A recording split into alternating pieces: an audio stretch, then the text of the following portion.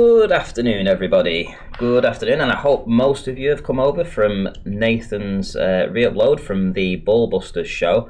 Absolutely an excellent show, I have to say. I'm sorry that I actually missed it last night. I did want to be a part of that because, you know, in my humble opinion, it was one of the best, if not the best, shows of the last probably 6 months, I would say. Excellent content, excellent proofs, very hard to debunk for the Globe. Excellent stuff. Anyway, we're here today to talk about another Globe Earther called Soundly. Now, I don't know what happened, but I woke up this morning and I had this itch to talk about Soundly. I can't think why, but I think from when we first started talking about Soundly, maybe 2-3 years ago, something like that. You know, I haven't really looked into his stuff recently. So I decided to revisit his stuff. Took me around about half an hour or so, a quick looking around his Google Drive. Didn't take long to find an excellent flat earth proof. Anyway, I'm going to say a few shout outs to a few people that are in. We've got Anders Ace, always around. Nice to see you in. Cleary, Nathan Oakley, obviously, Ute, and Amanda Young. Domesticated Primate, nice to see you in. Constance Bruns. Army of Widgeon, Jimbo, Danny G, AK, Captain Will, and a hell of a lot more people. Too many to shout out, I'm afraid. However, what I will do is I will put on, where are we? Here, and you should be able to see me. I'm seeing me, and me again. So, let's talk about Lake Pontchartrain. That's what we're here for. Now, before I go any further, I just want to say, I have nothing against Soundly. In fact, Soundly going out and doing this kind of work and the amount of effort that he has put in is incredible. Anybody that goes out and does this kind of work and footage and has a belief in system and puts the effort in, I really, really do applaud them. And I'm not dissing on Soundly here for his misrepresentations about what he perceives to be a slam dunk flat earth proof location, globe earth proof for location and all that stuff. But his information is all there for everybody to see, and he's put the work in, he's put the legwork in. So kudos for that. However, he has been misplaced. So one of his images, which I've actually got up here on from his Google Drive, you can all find his Google Drive from his videos, and he's very kind. He actually puts a lot of his images up there. Now, if any of you guys were around at one point, you remember a guy that used to come on quite a lot called Nummy Num. And he brought up this little bird's nest over here. I wonder if I can scroll in on that. Yeah, I should be able to. So he brought up this this bird's nest, and he called it CGI CGI bird's nest. Oh, come on! Why is it not loading up? I might be able to get it up on here on this image. 1 second. Yeah, should be able to get it on here. So here it is. CGI bird's nest, he was calling it. He thought it was a CGI thing. It was a big thing at the time. It ran and ran for about 2 or 3 months. It was quite hilarious, actually. And I never for 1 minute believed that this was a CGI thing. In any event, it got concluded eventually, I think. But essentially, yeah, CGI bird and this bird's nest. Well, we're going to focus on this because this is a focal point for finding out which turbines we're looking at. So, right, let's get down to the nitty gritty of this. Right, okay. So, when I was heading to go and do some filming, where was I going? I think I was going to Southport. So on the way to Southport, I pulled over in a lay-by and pulled out the camera, and I knew the lay-by. Obviously, if you know the lay-by and you know your location, you have the sort of lampposts here. So you can look at these lampposts, you can zoom in, and if you know that that's lamppost 1, lamppost 2, and you want to try and find out, let's see what this is. What's that object in the distance there? Well, if you know roughly where you are, and you know the turbine, well, in this case it will be the lampposts, you can pretty much triangulate what it is that you're trying to see in the distance and find out, oh, well, okay, I know what that is. Let me show you a video of that. This is the video that I actually took. Let me put myself on mute. I don't want to hear myself. So here I am in the lay-by. Let's go back. So here I'm by the side of the car. I'm in my lay-by. I'm going to zoom down the road, and as I zoom through, I'm going to point towards these lampposts over here. And at some point, if I decide to pause it and think, oh, I wonder what that is there. What's that there? Well, I can count these lampposts down, and I'm able to triangulate the exact lamppost, knowing my location, and it will give me a heading. Giving me a heading, I'm able to find out what that particular object is there. It's dead simple, it's dead rudimentary, and it's the thing that I'm going to be using today to have a look at Soundly's work. So let's go back to his image here. So here he is with his image, with his CGI bird nonsense. And we do have another image to look at as well, which is from the same location. Whereabouts is that? It will be this one here. So this is another image, again, that has the bird in. So we need to try and find out where is this location that he's actually filming from. Well, luckily enough, he actually put a video out and he called it Recon. So in this particular image, this particular video here, we can play through this video and we'll get an idea of where his location is. So he zooms out. This is the best part. When he zooms out, we have the first bird in the on the pylon here, and can you see how the pylon comes down and where it intersects and comes back out again? That little strut going across there is where this particular bird's nest is. And as we play the video and he zooms out again, we have a different pylon here. This one's got 4 legs on it. It's much bigger, it's wider. We've got a little bird's nest here that's a quarter of the way down the pylon. It's totally different. This is a totally different pylon. So now we know which is the pylon to look for. We've got a big pylon, and then we've started the row of the other pylons, and that so happens to be the one that has this bird's nest on. So now we have a location. We need to find a big pylon, then the start of the smaller pylons that all lead off in a line. So can we find that? Well, yes, we can. We're able to find that by using Google Earth. So by means of this location here, we have all these sets of different pylons here. We've got a big pylon there, big pylon there. Oh, but here we have a nice big pylon here with 4 legs. And when we come over to the next pylon, we have the bird's nest pylon with just 2 legs. 2 different pylons, very clear which ones we're looking at. Big pylon has a bird's nest on, little pylon has a bird's nest on, but that's the one that we're going to focus on in a minute. Now, how do we know that this is the exact location? Because, well, Soundly was kind enough to tell us that this is where he took his images from, in this location. But to be absolutely perfect on the exact spot where he actually took the image from, it needs to be very precise, because we are going to be trying to focus in on a particular part of this image that shows something that he probably didn't think that we would pick up on. So we need to be very precise with his exact spot, and I've nailed it right down here. So let's go back to this. I'll take that line of sight off there and I'll put this line of sight on here. Now what's interesting is when we scroll through and we've got a direct line of sight of bird's nest pylon.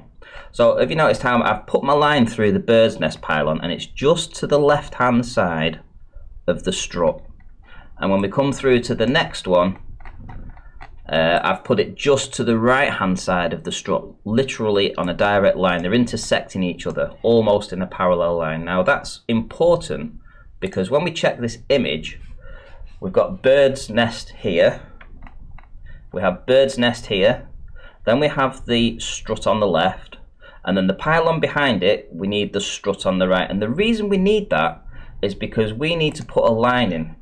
We need to put, let me get a colour that can be seen. We need to put a line in between there and up there to find a direction in that location there. We are trying to look at what this could be in the background, what these images here in the image could be. What could they be? What could these things be in the distance? So let's have a look on the left hand side. So on the left hand side, clearly we've got trees over here. You can see the trees. They're moving around, you're coming around, you're coming around. You've got more trees, more trees. It's quite a nice sharp image, to be fair. Let's go through. Forget this, I'm not bothered about this. This is perspective. You know, that's not a problem. That is easy to sort out, perspective. The devil is in the details. That's my philosophy. The devil is in the details, and we have landmass over here. It's very clear that we do have land visible in these images. Now, this isn't the only image that he has that you're able to see these from. It's just the most clear one where you can actually see it very clear. So now we need to find out what the hell are those there. So I've decided to try and find this line of sight here, which will put me around about just under half, maybe a quarter away across the leg of this bird pylon here. And that will take me to the biggest landmass that's over here. There's a nice hump there. So let's go to Google Earth and let's put the quarter leg pylon in. So I've put another line of sight in, and as you can see, this line of sight goes over the strut of the leg here. So we have a direct line of sight. Now we know where we're looking. And we have this across this lake, and we're going all the way across. What's in the background? What's in the background? Well, I've just extended the line as far as it can go. Way, many miles. 60, 70 miles away, as far as the eye can see. And the reason I've done that is because I can't find anything in the globe mathematics that should account for what we're actually seeing in the image. Let me put a elevation profile in so that you guys can actually see what we're looking at here. So when we start off from his observation point and we scan through right here, the pylon's leg, we're looking across the lake, and as we go across the lake you can see that the arrow that will follow the line of sight up here. So there's the arrow. It gets to the other side of the lake, right about there, 41 kilometers away. And luckily we have elevation heights.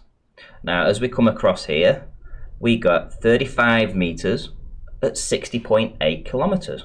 Well, that's no good for the globe, is it? I'll get to that in a minute. So let's go a little bit further. Let's go to 73 kilometers. 73 kilometers, 62 meters. That's still not very good for the globe. I'll get to that in a minute.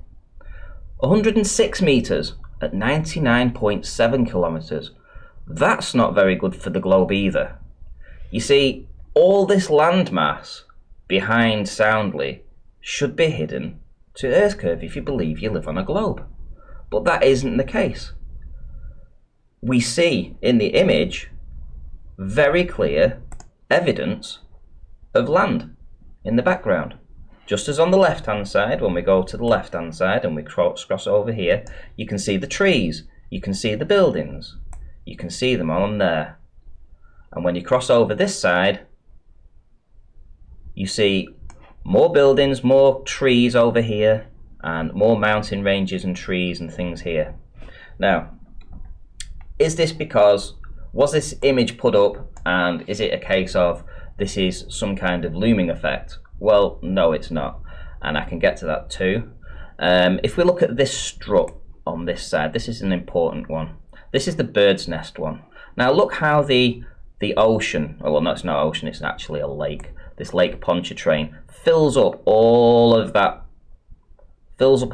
strut, that diamond shape there. It's all filled up with water, right? And when we go to another image on a different day that he's uploaded from the same location, bearing in mind, and we look over here to Bird's Nest, we have that very same triangle, but in this time we have no dark blue, no water visible. This area is completely overlapped by an inferior mirage. Can that be proven? Well, absolutely, of course it can. You know, as I say, it doesn't take me long to debunk this clown. No offense, and he is. Let's go further up, let's go to 1. So, over on this left hand side where we had the nice sharp images of the trees on the previous image, let's go over here just to show you that. So on this other image over here, where we have these nice sharp images of trees on the shoreline, on this particular image, we just have an inferior mirage right there, which is clearly seen. If I move that out of the way, you'll see it's an inferior mirage. And we know what inferior mirages do. Inferior mirages hide things from the bottom, just as evidenced in this particular image here, where this is the exact same location, same observer height, same tide height, everything. But the inferior mirage repeats the sky down underneath it and blocks everything underneath it. So just like on this image here, if I bring this down to the point where we don't see anything, everything beneath this is now hidden behind an inferior mirage. In this case, the sky is repeating down on it, and in this case on Soundly's image, the sky is repeating down over the water yet again. So when we go over to this side and we look at this part here, this diamond where we see sky in the background, it's proving that the inferior mirage runs through the whole image.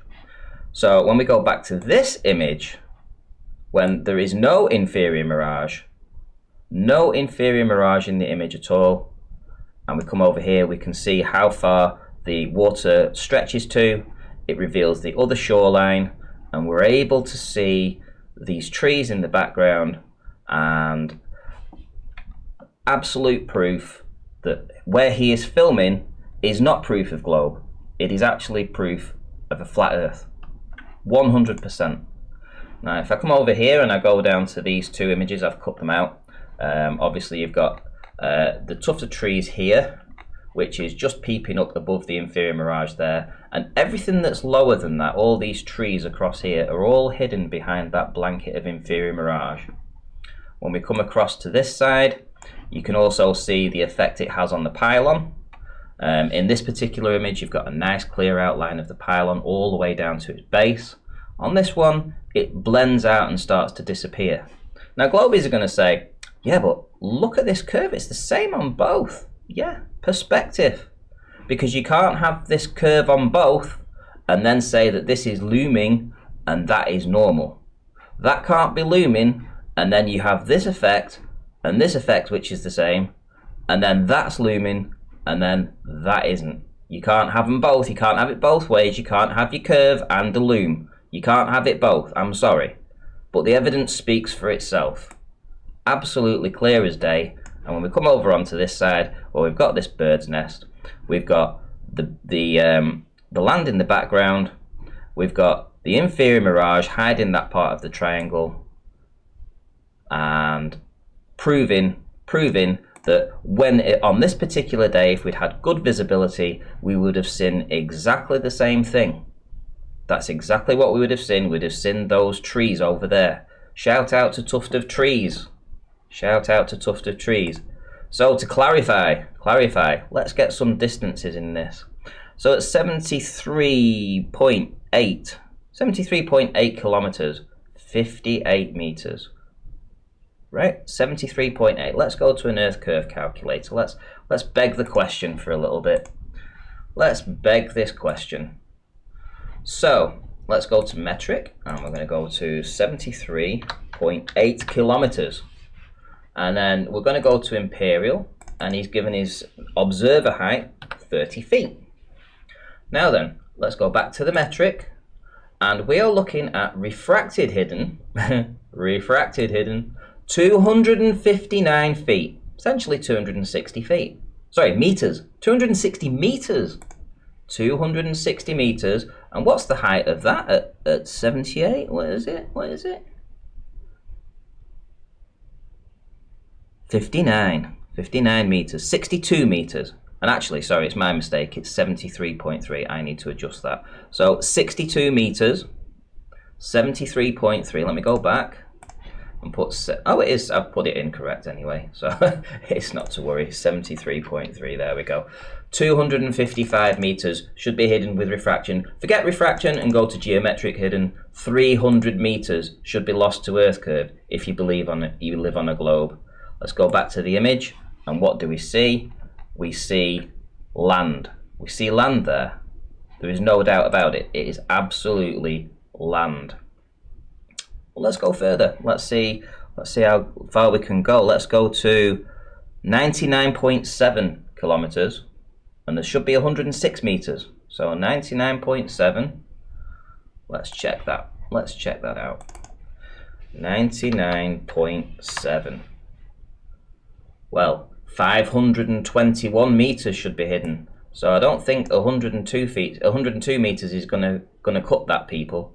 You know, you globers that are believing that we should, you know, that Earth curve should be hiding 521 meters that distance. Well, it certainly can't be that then, can it? And obviously we could go further and further, but it just gets worse and worse for the globe. The further we go, the more curve there should be. There should be no landmass that we should see across that stretch, but we do. It's as simple as that. It really is. And Soundly's put this information out as being proof of a globe. It absolutely isn't. Here's his Google Drive. If I click on this image again, and you'll see, and I'll zoom in, you'll get to see all the landmass over here and more. 100% proof of flat Earth, absolutely not globe Earth. This is just an optical illusion. Dead easy. Dead easy. Now, who've we got in? Who do we have in? Oh, so many people in. JQ, massive thank you for the super chat. Thank you very much. A couple of pints for my mate. Thank you. I've actually missed my dinner. The missus isn't very happy that I've skipped my dinner, but hey ho, this is more important. I can eat later. So yeah, massive thank you to JQ for the super chat. Captain Will, another super chat. Thank you very much. Spanish Sangria Sunday to you. Thank you very much. If anybody's got any debunk on this, by all means have a go. Absolutely, there's no way in a million years that this can be debunked. It's very simple. It's very easy stuff to follow through. You can triangulate everything. You can go back through the data. You can work out exactly where he was. He's put videos out before explaining exactly where he was, but it needed to be absolutely perfect, exactly where he was on that bridge, to within a couple of meters or so, to get that line of sight, so we could find out exactly what was in that distance. And what was in that distance? It wasn't a globe proof, was it? Let's be honest. It was not a globe proof. It certainly was not. Who else do we have in? We have AJ&M, nice to see you in. Billy Sunday, nice to see you in. Ryan Q Vincent, again, nice to see you people in. Salted Cedar, there's so many people in. We've got 118 watching, which is absolutely brilliant. It's the biggest amount of people I've had in for a couple of months, I would say. So onwards and upwards. Hopefully I'll get more people stopping by to watch these little streams that I'm doing. I've got a couple of presentations, I think, doing this week. Well, I've got one presentation, and I've actually got a debate lined up as well. Not myself, but a flat earther versus a globe earther. And so that will be done this week as well. So onwards and upwards, still looking for more presentations from the globe earthers, from the concavers, flat earthers, whatever you've got. If you've got a presentation, just like I've done, if you can put something together like this that proves your side of the argument, I would love to hear exactly what you've got. Joshua Doyle, thank you very much. You're awesome, bro. Thanks very much. It is nice to actually get a bit of compliments now and then. And also, you know, I mean, this is just what we do. This is what flat earthers do. We do our research. You know, a couple of years ago, 3 years ago, you know, we're all still finding our feet. We didn't have all the information that we have now. We didn't have the ability to go back and have this knowledge, have this repeated testing yourself to try and find out what works, what doesn't work. This is all a case of 2-3 years ago. You know, we were in a weaker position than we are now. We're much more fluid now with everything that we do.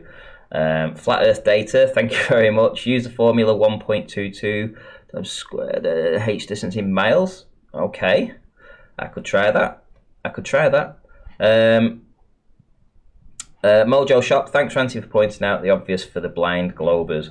Indeedy. Well, you know, as I say, I've got nothing against Soundly. I'm sure he's a very nice person, and I do appreciate somebody going out and doing that level of commitment and putting that amount of time in that he's done. He's obviously spent a lot of time and effort and work down there. It's just the fact that they can't look at an image and be able to it's the devil's in the detail. It's not all just in that optical illusion of this curve. The devil's in the details. If you start looking into it and he's got a database that we can go to and you can compare, which is good, because then you can see the days when you've got the inferior mirage, you can see the days when you've actually got the clear stuff. And the devil's in the details. It's just not as it seems. That's all I will say. Anyway, thank you very much. Anthony Burrows, nailed it, Ranty. Thank you very much. 130 people watching. I think that's about time to end the show. I can go and get my Sunday lunch. It's only taken me 25 minutes. Shout out to everybody that's been in the chat. Don't forget to subscribe to Arwin, Nathan Oakley 1980. By the way, Globebusters I think's on tonight. Go and watch that too. Absolutely brilliant show. I think they've got a new Globebuster that they're revealing tonight. You know, that's what I've heard. Might be wrong, but I think there is a new Globebuster being announced tonight. So it'd be nice to get them to over 1,000 people watching their show too. In the meantime, that'll do for now. And I will see you all in the next one.